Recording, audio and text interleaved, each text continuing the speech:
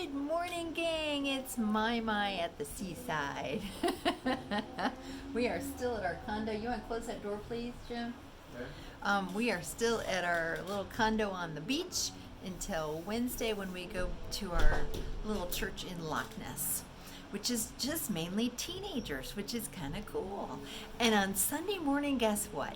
I am teaching in Sunday school the life of Christ. So I'm starting all the way at the beginning. Everything that you've already learned, I'm going to start that again on Sunday. So now you know what they're going to be doing. All right, so I need you to grab your Bible, Mark chapter 8. Mark chapter 8. Are you ready? You've had vacation. Now let's get settled down into school again and learn what God has to teach us. So Mark chapter 8, and we're going to be doing verses 29 through 38 today. 29 through 38, okay? So follow along in your Bible. Mark chapter 8, verses 29 through 38. And it says, "And he said unto them, But whom say ye that I am?" Now remember, Jesus was talking to just his disciples, and he had asked them, "Who do people say that I am?" And they said, "A prophet, Isaiah, maybe John." And then Peter answers him and he says, "Thou art the Christ." Now I want you to remember that. That's really important. Peter said that to him.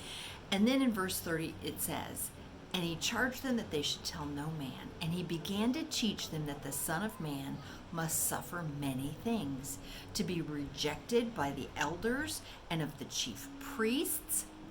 Jesus was going to be rejected by the people at the church, the pastors, the priests at the church, and scribes. Those were men that knew the Old Testament backwards and forwards. They'd memorized Genesis, Exodus, Leviticus, Numbers, Deuteronomy. They memorized those books, and they still rejected Jesus Christ. "And be killed, and after 3 days rise again. And he spake that saying openly. And Peter took him and began to rebuke him." Do you know what that means? Peter took him aside and said, "You're going to be king. You're not going to be rejected by people. Just look at all these people that don't reject you." Peter told Jesus no. Can you believe that? He was the one that said, "No, you're the Christ." And yet he rebuked Jesus. He took Jesus aside and said, "No, that can't be right." And when he had turned about and looked at his disciples, he rebuked Peter and said, "Get thee behind me, Satan. For thou savorest not the things that be of God, but the things that be of men." He wanted Peter to know that Satan was using him right then. We need to make sure that we're trusting in God and not letting Satan use us to cause problems. So let's go on. And when he had called the people unto him with his disciples also. So it was the 12 disciples, and then it was all the other people now.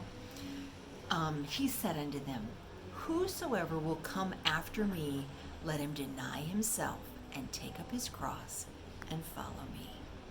This is where Jesus is starting to tell him, if you're going to be a true follower of Jesus Christ, you're going to deny yourself the pleasures of this world, and you're going to follow me.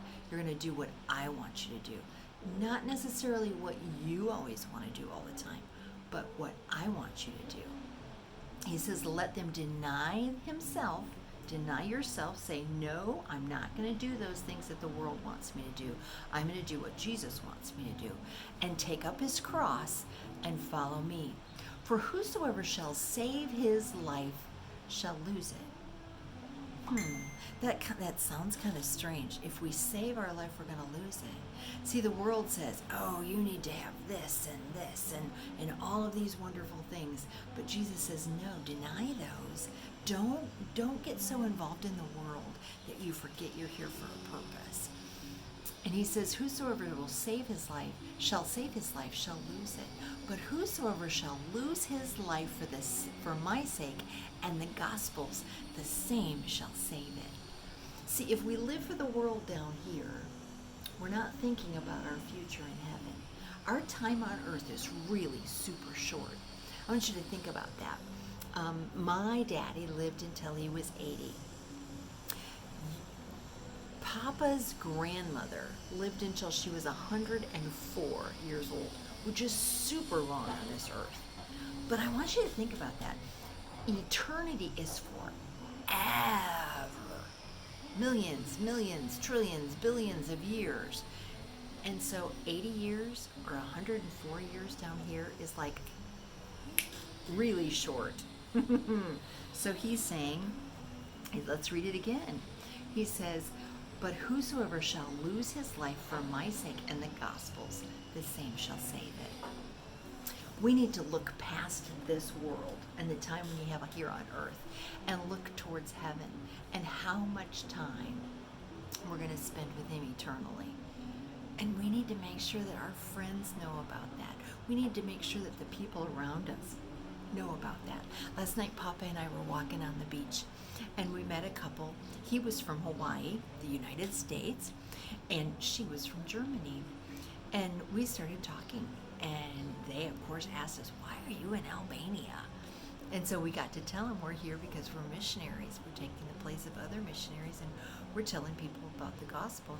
And Papa started explaining what that meant. The man actually asked him, so what do you believe? What do you really think will get you to heaven?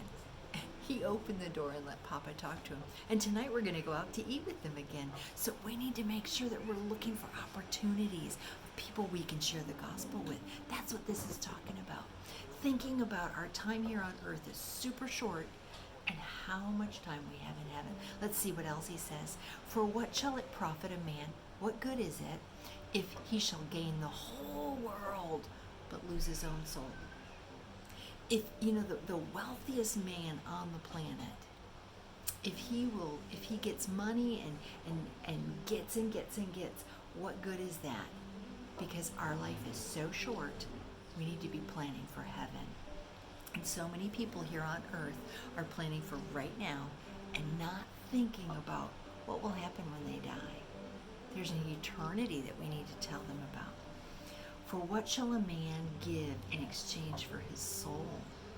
Nothing is more important than our eternal soul.